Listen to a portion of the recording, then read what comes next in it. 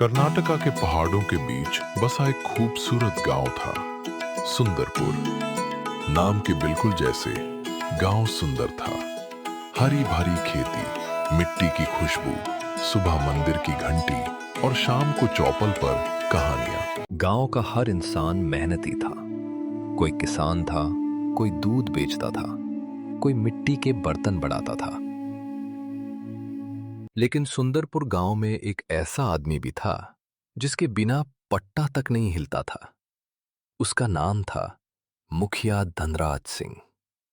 धनराज सिंह सिर्फ गांव का मुखिया नहीं था, बल्कि गांव की सबसे बड़ी ताकत था। उसके पास बेपनाह जमीन थी, धन दौलत थी और हर मोहल्ले में उसके अपने लोग थे। पंचायत से लेकर पुलिस चौकी तक सब उसकी बात को अहमियत देते थे। धनराज को अपनी ताकत पर पूरा घमंड था। वो दिन में धनराज बहुत भला आदमी बनता, मंदिर में डा देता, बीमारों को फल भेजता, पंचायत में बड़े बड़े भाषण देता। लेकिन रात को उसका असली चेहरा सामने आता। वो गरीबों की जमीन सस्ते में खरीदता, सरकारी पैसा अपनी जेब में डालता और झूठे कागजों से लोगों को बेवकूफ बनाता। गांव में रघु नाम का कुंवर रहता था, ईमानदार, मेहनती और सीधा साधा। उसकी पत्नी कमला और बेटा चिंटू उसकी दुनिया थे। रघु के घर के पीछे एक छोटा सा टुकड़ा जमीन का था। सबको लगता था बेकार है, लेकिन धनराज जानता था कि उस जमीन के नीचे पानी का बड़ा सोर्स है। अगर वो जमीन मिल जाए तो पूरे इलाके का कंट्रोल उसके हाथ में आ जाता।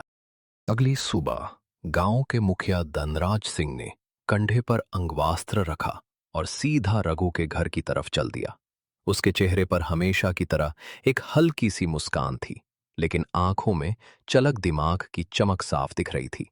रघु उस वक्त अपने आंगन में काम कर रहा था। धनराज ने आंगन में कदम रखा और मीठी आवाज में रघु को पुकारा।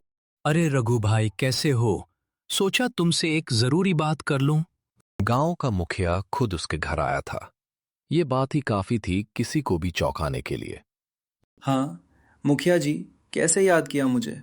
आंगन के पीछे वाली जमीन को गौर से देखते हुए, रघु, मैं काफी दिनों से देख रहा हूं कि तुम्हारे घर के पीछे जो छोटा सा जमीन का टुकड़ा है, वो बस यूं ही खाली पड़ा रहता है। न वहां खेती होती है, न कोई पेड़ पौधे लगे हैं, न उससे तुम्हें कोई खास फायदा हो रहा है। ऐसी बेकार जमीन को संभलने से क्या फायदा? उससे अच्छा है तुम उसका कुछ पैसा बना लो। मुखिया जी, ये मेरे पिताजी की निशानी है। मैं नहीं बेचूंगा। एक पाल के लिए आंगन में सन्नाटा था। धनराज के चेहरे पर मुस्कान तो बनी रही, लेकिन अंदर ही अंदर उसका गुस्सा भड़क उठा। उसे आदत थी कि गांव में कोई उसकी बात ठुकराता नहीं था। उसने हल्का सा सर हिलाया, जैसे रघु के फैसले से उससे कोई फर्क न पड़ा हो। लेकिन मन ही मन उसने डिसाइड किया कि अगर रघु जमीन खुशी से नहीं बेचेगा तो उसे मजबूर किया जाएगा। लेकिन धनराज इतनी आसानी से हार मानने वाला नहीं था। जब रघु ने जमीन बेचने से इनकार किया, तब मुखिया ने उसे झूठे कर्ज के जाल में फंसाने की साजिश रच दी। कुछ दिनों बाद धनराज का मुनीम रघु के घर नोटिस लेकर आया। तुमने 2 साल पहले 80,000 का कर्ज लिया था, अब चुकाओ। मैंने कभी कर्ज लिया ही नहीं। ये देखो, अंगूठे का निशान। रघु का चेहरा सफेद पड़ गया। उसने पहचाना, ये उस कागज का निशान था जहां उसने कभी राशन कार्ड के लिए अंगूठा लगाया था। अगले दिन पूरा गांव चौपल में इकट्ठा हुआ।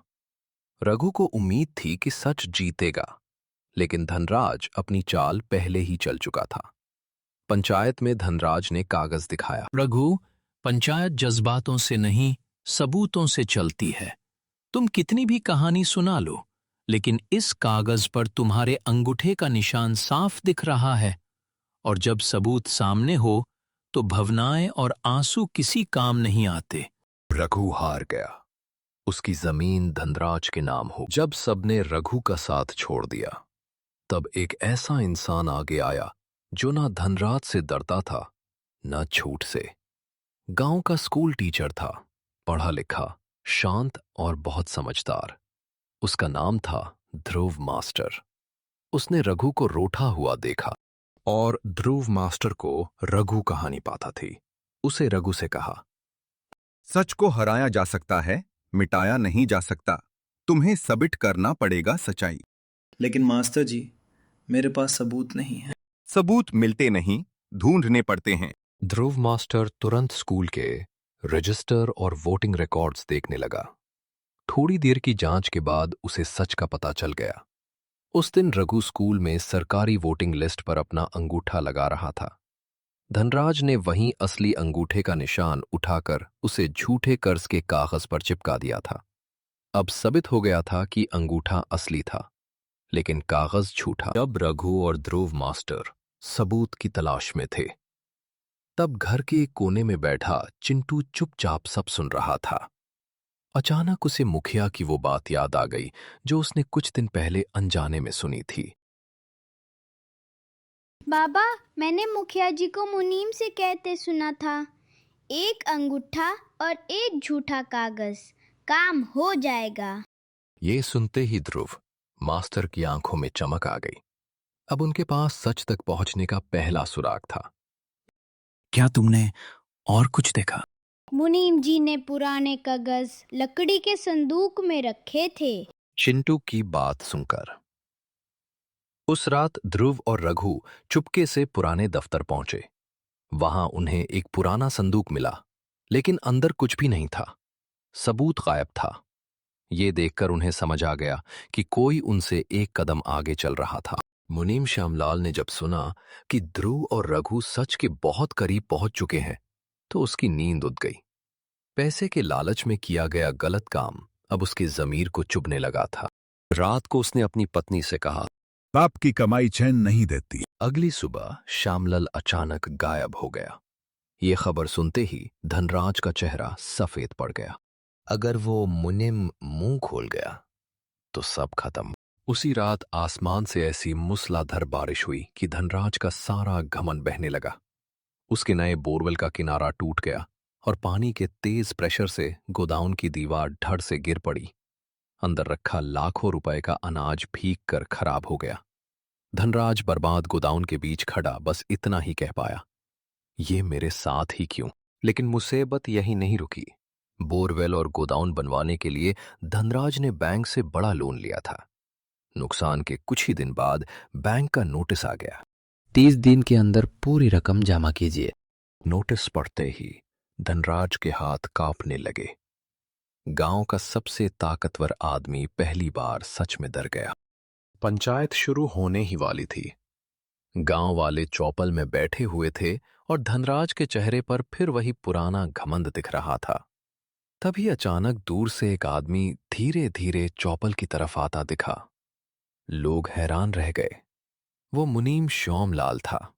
उसके कपड़े भीगे और चेहरा ठका हुआ था, लेकिन आंखों में डर से ज्यादा सच बोलने का हौसला था।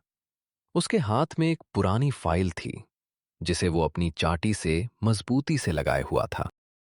मुझे माफ कर दीजिए, मैंने पैसे के लालच में बहुत बड़ा पाप किया। रघु ने कभी कोई कर्ज नहीं लिया था। ये सारे कागज झूठे थे। धनराज जी ने सरकारी रजिस्टर से रघु के असली अंगूठे का निशान निकालवाया और उसे झूठे कर्ज के कागज पर लगवाया।